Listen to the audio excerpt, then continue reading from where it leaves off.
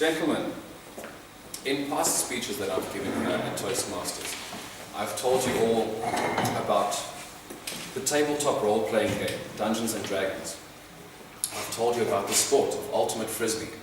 I've regaled tales of the marathon, the half marathon that I ran through the streets of Pretoria, lessons that I've learned from the great James Bond, and most recently, about just keeping things simple.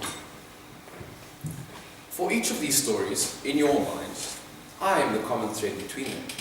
And for myself, I obviously have tales that go with each story and how they became a part of my life. Dungeons and Dragons, I heard of as this almost underground game played by the most serious of nerds. And I thought to myself, let's try, find out how much of a nerd I really am. So I tried it, I enjoyed it, I did it again, and now I'm hooked. I am now a 12th level barbarian with a squeaky voice and a drinking problem. Goes by the name of Kuba Sandfox. For Ultimate Frisbee, I started out with a disc, throwing it around in the park with my friends, and the one day it broke. This sent me on an adventure to find either a way to repair my disc or to have it replaced. The next thing I know, I find out about the official sport of the hippie, and I decide it can't hurt, let me try this as well. I tried it, I liked it, I did it again, and now I'm hooked. I'm vice captain and co-coach of the Labradors, Pretoria's team. A group of people that I get to meet every week and have a great time with, and I get to meet even more people as we travel around and have matches against other teams from all over the country.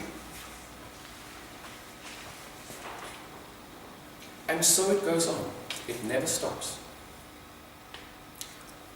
More recently, I've started doing a bit of running.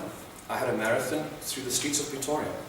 I woke up one morning and I thought to myself, what better way is there to meet all the fit young women at Tux than to do a 10K with them through the campus and around the sports fields. This plan, however, quickly grew out of proportion, and the next thing I knew, I was at the start line of a half marathon, 21 kilometers through the streets, up and down what I'm sure are the steepest hills in Pretoria. It was a lot of fun, and in hindsight, I suppose the flaw in my plan here was that people don't like to stop and have a chat, or maybe some coffee, when they're busy having a job. Nevertheless, it's something that I tried, I enjoyed, and whilst I haven't specifically done that again, it is still something that I enjoyed, and I've got tales that I can talk to other people about, and wonderful memories to keep for myself. Other stories that I haven't even had a chance to share at Toastmasters. Last year, after a long time hearing about this, I tried a peanut butter and banana sandwich. And let me tell you, it is the most amazing, flavorful sandwich that I've ever had.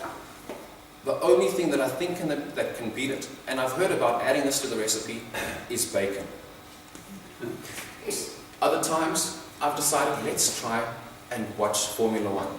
Watch at least half a season and see how much you enjoy it. Is this something you want to do more regularly?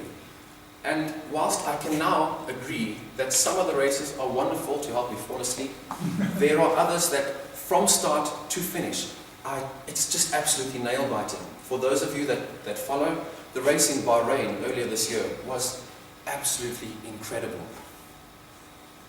It carries on still. A warrior race a few weeks ago I took part in with people from work, colleagues, as a team building exercise.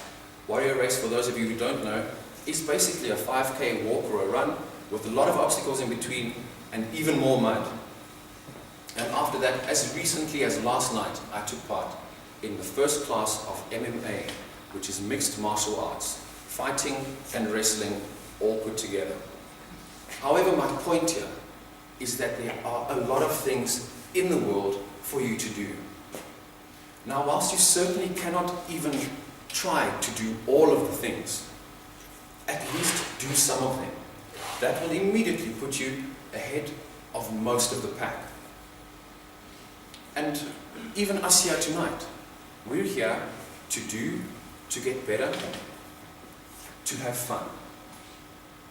And it all comes down, I think, to being interesting.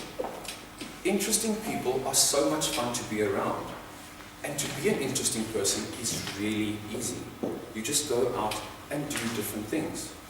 It's as easy as once a week when you drive around, don't take the usual route that you do, but instead, even if it's just for a few blocks, on your way to work or to a friend's house, take a slightly different route.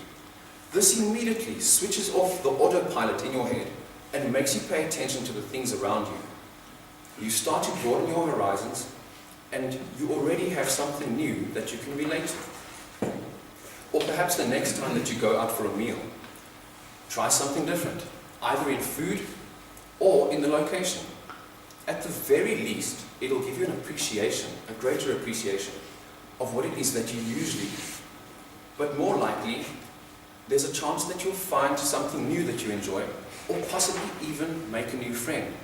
Something that I find that with age it becomes harder and harder to do, because all of us start settling into our little routines, into our comfort zones. And I've said before that if this is your comfort zone, that this is where the abracadabra, the magic happens. And all you have to do is get from here to there. It always amazes me as well how in this journey opportunities just multiply as they're seized. How making just small differences can result in a huge amount of excitement. Before you know it, you continue on,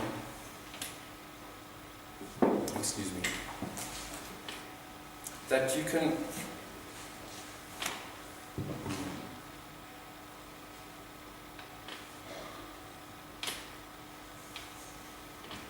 you'll have to pardon me whilst I fetch a note quickly.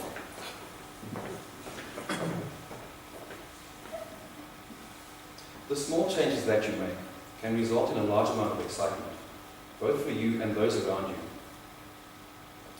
And whilst I don't want to step on any toes, perhaps even consider the small change of joining a different Toastmasters club, even just for 6 months, or at least visiting different clubs. This will introduce you to new people, new environments, and new challenges. And as you continue, or before, let me not get ahead of myself, but let me ask you this. What is the point of trying to do all these new and different things?